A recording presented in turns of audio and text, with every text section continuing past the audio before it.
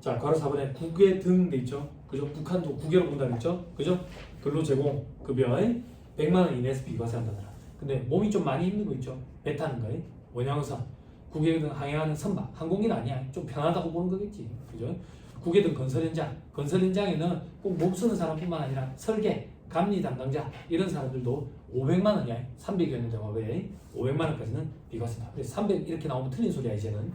자, 그 밑에 초과 수당 돼 있는데 이런 거는 보지 마세요. 자, 저 밑에 5번에 법에 따라 사용자 등이 부담하는 부담금. 그죠? 건강보험, 고용보험, 노인장기요양보험 이런 거에 비과세한다더라. 사용인이 부담하는 거는 요거는 부담하는 금액을 나중에 특별소득공제, 보험료소득공제로 차감해 주지. 전액다. 됐죠? 자, 밑에 if 사용인 부담금까지 사용자가 다 내줄 때 그러면 근로소득으로 과세가 되지. 그리고 보험료 공제로는 빼주고. 됐죠? 자, 시간의 근무수당 요게 좀 까다롭죠. 그죠? 생산직 근로자 등에는 선원도 포함되고 시간의 근무수당, 연장, 휴일, 야간 근로 이런 거에 월정액 급여가 210만 원 이하여야 되고 직접 과세기간의 총 금액이 3천만 원 이하여야 돼. 여기 월정액 급여는 이제 210만 원에 멈췄고 두루는 260인가 270까지 올라가 버렸더라. 이제 엇박자가 나버렸어. 아무튼 3천만 원 이하인 생산직 근로자 등이 받는 것은 연간 240만 원까지는 비과세. 다만 광산이라든지 일용 근로자는 전액 다 비과세다. 됐죠? 저 밑에 월정액 급여 계산한 부분 매월 받는 거, 즉 부정기적인 거 빼야지. 그리고 비과세되는 실비변상적 성질, 복리후생적 성질, 그리고 법에 따른 사용자 부담금은 차감해. 그럼 여기에 해당 안 되는 거는 식대는 비과세지만 여기에 해당 안 되기 때문에 빼면 안 돼. 됐죠? 그리고 실비변상적 성질의 급여라고 해서 무조건 빼면 안 되고 비과세되는 범위까지만 빼야 돼. 자가운전 보조금은 30만 원 받으면 10만 원은 빼면 안 돼. 20만 원만 빼야지. 됐죠? 자, 다음 페이지 식대. 그죠? 전액 비과세 현물은 돈으로 받으면 20만 원까지는 비과세. 둘 다 받으면 돈은 전부 다 과세. 그죠? 다음 페이지. 자, 개정돼 있죠? 숫자 또 출산 지원금 월 20만 원 이하의 자녀 교육비. 근로자 또는 그 배우자 출산과 관련해 가지고 출생 이후 2년 내에 최대 회사에서 2차례까지 그런 명목으로 돈을 주면 전액 다 비과세하겠대. 근데 괄호 안에 특수관계에 있는 자는 안 돼. 그지? 2년 내에 2번까지 출산 명목으로 돈을 지원해주면 전액 다 비과세다. 그죠? 자, 저 밑에 동그라미 2번에 근로자 또는 배우자 6세 이하 자녀 보육과 관련해가지고 지급받는 급여 월 20만 원까지는 비과세. 됐죠? 그죠? 그리고 뭐 개시일 기준으로 6세 이하 여부 판단된다 돼 있는데 6세 이하인 날이 하루라도 있으면 해줘요. 자, 바로 9번 직무관련 보상금 700만 원까지는 비과세. 다음 페이지 복리후생적 성질의 급여 돼 있죠? 그죠? 동그라미 1번에 사택 제공받음으로써 얻는 이 출자 임원만 과세되고 나머지는 과세 안 돼. 출자 임원이 아닌 사람 그러면 그냥 임원 그리고 소액주주 임원이 아닌 종업원. 그때 소액주주는 1% 미만. 그렇죠? 자, 그 다음에 동그라미 2번 중소기업 종업원이 주택구입 임차와 관련된 주택구입자금 임차자금을 저리 혹은 무상으로 받았대. 이런 거는 뭐죠? 비과세. 됐죠? 됐죠? 그럼 나머지는 전부 다 근로소득 과세된다. 근로소득 과세되는 금액은 부당이익 계산 부인 적용했을 때 그 금액. 됐죠? 가지급금으로 해당하는 가지급 인정이자 금액. 입금 사립하고 상해처분 되거든. 됐죠? 동그라미 7번에 보험. 동그라미 기억에 순수 보장성 보험. 단체 환급부 보장성 보험 보험료주 연간 70만 원까지. 됐죠? 동그라미 니은에 고의나 중과실을 제외한 그 행위로 인한 손해배상 청구를 목적으로 하는 보험료, 지급 사유로 하는 보험료. 그리고 나머지는 볼 필요 없을 것 같아요. 넘어갑니다. 자, 바로 11번 임직원 할인액. 비과세 요건은 동그라미 1번 임원 또는 종업원 본인이 소비하는 것을 목적으로 해야 돼. 할인받아서 사가지고 나중에 제3자한테 팔면 안 된다고. 네이버 중고장터 이런 데에서. 예? 그 두 번째 줄에 법령으로 정하는 기간 동안에 재판매가 허용되지 아니해야 돼. 그지? 그 기간은 어떻게 되는데 저 밑에 별표시 1을 한번. 자동차 그리고 가전제품 이런 거는 뭐 한 2년 이럴 때. 보석 이런 것도 한 2년 이럴 때. 밑에 위에 해당하지 않는 건 1년 돼 있죠. 그럼 1년 아니면 금액이 좀 큰 건 2년 이렇게 생각하자. 됐죠? 2년 하고 팔겠지. 응? 이런데 뭐 중공과이라는 그 자기 상값이랑 비슷하겠지. 그지? 그 정도 혜택은 뭐 인정해주자. 누가 맞주자 그 얘기다. 그렇게 생각하면 안 돼. 비과세 범위 20%, 시가의 20%, 그리고 연간 240만 원. 둘 중에 큰 거다. 한도가 아니다. 그렇죠? 자, 밑에 괄호 12번. 그 밖에 법에 정하는 비과세 근로소득 돼 있죠. 근로장학생들. 그리고 다음 페이지 병장급 이하의 현역병, 의무경찰, 그리고 본인이 지원하지 않고 임용된 하사로 제대하는 경우가 요즘에도 있나? 저도 그런 세대는 아닌데 저희 윗대 저희 삼촌 세대는 다 대부분 다 하사 세대인데 요즘에는 그런 게 없죠. 저도 본 적은 없거든요. 없지? 그런가요? 제 친구들은 모르겠어요. 하사 세대. 왜? 그거 어떻게 되는 건데? 그냥 좀 뜬 애들이 6개월 정도 단기로 전무하사 하다가 아 진짜? 그럼 신청만 하는 거야? 근데 바로 아 정말? 아니 제가 무상할 때 그런 건 있었거든. 상병 때 상병 초봉일 때 직업군인 생각이 있는 애들은 별도 교육을 들어가. 그러면 이제 걔들은 이제 말뚝 받는 거지. 근데 그거 말고 하고 싶으면 6개월 더 하는 거야? 네 6개월. 이것 때문에? 그것도 괜찮겠네.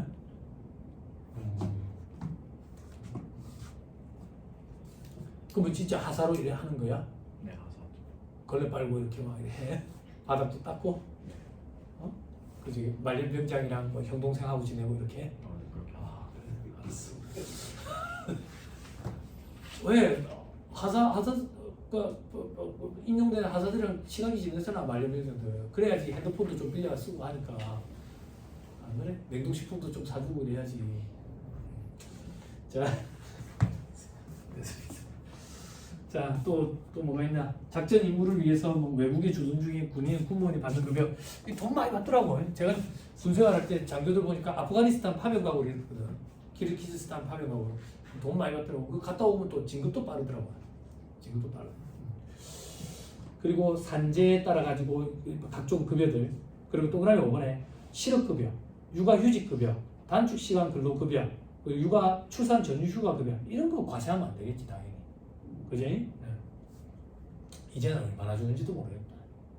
안 한지 오래돼가지고. 동그라미 6번에 국민연금법에 따라 받는 반환, 일시금, 사망, 일시금 이런 거. 됐죠? 자, 나머지는 볼 필요 없어요. 넘어갑니다. 종합소득금액이 합산하는 근로소득금액, 비과세소득 제외하고 근로소득공제 차감한다. 일용 근로자 근로소득은 분리가지고 끝낸다. 됐죠? 자, 입증된 필요경비가 있어도 다 무시하고 근로소득공제 차감한다. 근로소득공제 밑에 보니까 사용근로자 총급액 근로소득공제액이 있는데 이거 무조건 시험 문제에 주어진다. 걱정 안 해도 된다. 다만 시험에 안 주어지는 거는 한도가 안 주어진다. 한도는 2천만 원이 한도다. 그러면 총급액이 36,250이면 한도에 걸린다. 이것도 수험생들이 그냥 한도 2천만 원 바로 빼려고 편의상 36,250을 암기해가는 거다. 자, 밑에 일용 근로자는 분리과세로 과세 문제가 중결된다. 그러니까 원천 지수로 과세 문제가 중결되는 거지. 1급여 받는 거에서 근로소득 공제 15만 원 빼지. 15만 원. 이제 요즘에 인건비가 비싸져가지고 거기 이제 6% 곱하고 그리고 근로소득 세공제라는 거 55%를 차감한다. 요즘에 노가다 저기 자부도 17만 원 주는 것 같다. 최근에 노가다 뛴 사람 있어요? 없어요? 비슷한 거 같아요. 아, 여유가 다 있어. 노가다 뛰어봤냐? 비슷한 거. 한 17만 원 주는 것 같더라. 요새 신호수가 15만 원. 신호수가? 몸으로 뛰는 것보다 신호수가 더 적어? 신호수가 15만 원.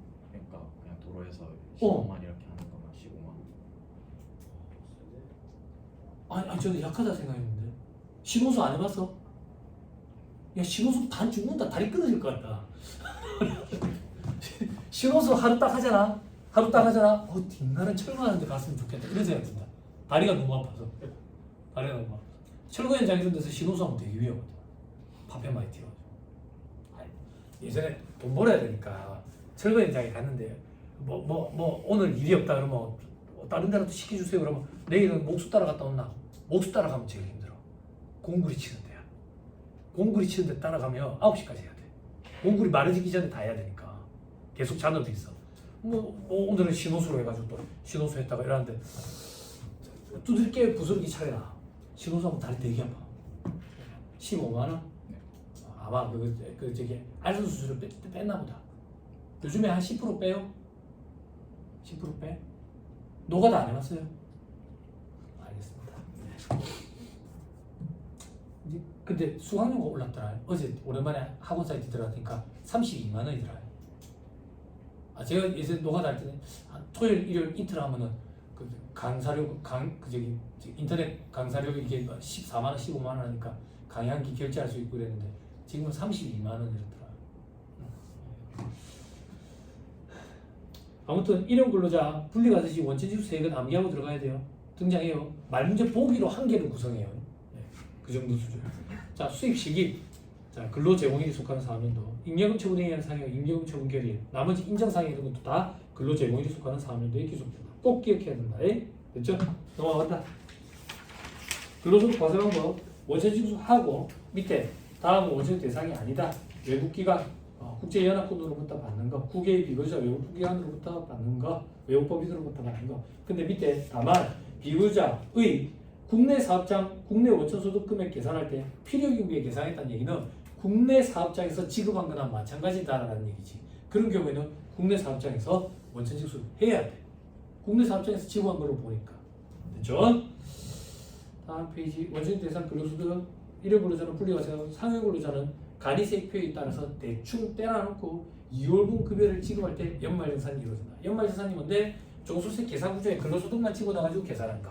그래가지고 환급이 있으면 환급을 해주고 추가 납부할세액이 있으면 추가로 납부를 하고 그렇게 된다. 그죠? 연금소득은 1월분 지급할 때 연말정산이 이루어졌다. 다음 페이지. 원천징수 제외 대상 근로소득의 경우에는 조합과세한다. 원천징수 안 될 거니까. 다만 납세조합을 조직한 경우에는 그때 연말정산을 한다. 됐지요? 자, 문제 풀어봅시다. 시간이 좀 어줍디지만 풀 만큼 풀고 점심 먹으러 갑시다. 4-101페이지.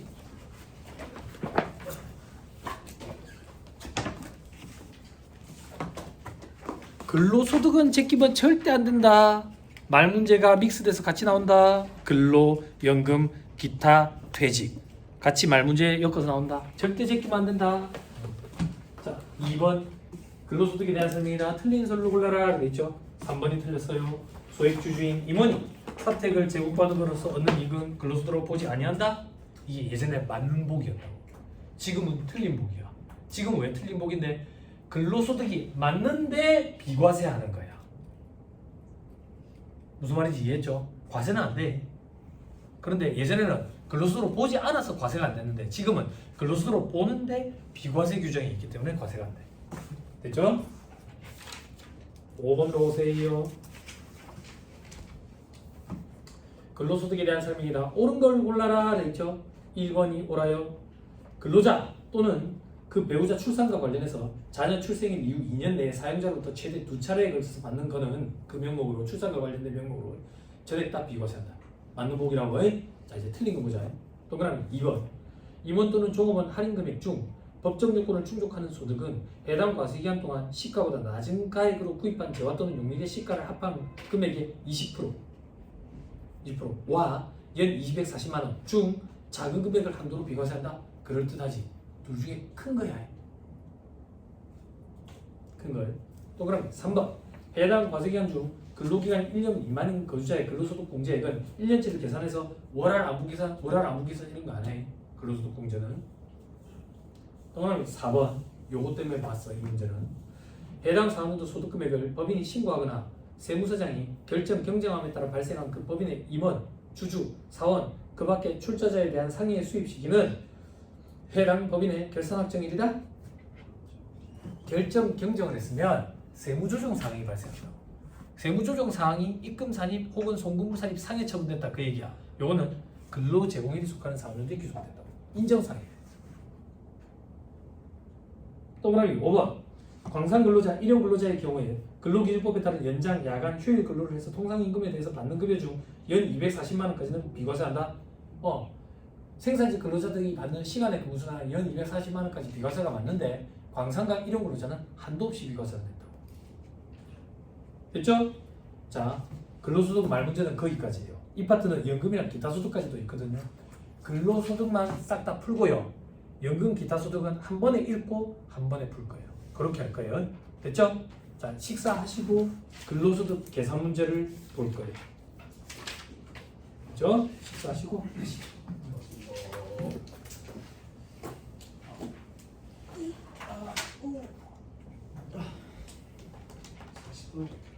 예, 40분에 하시죠.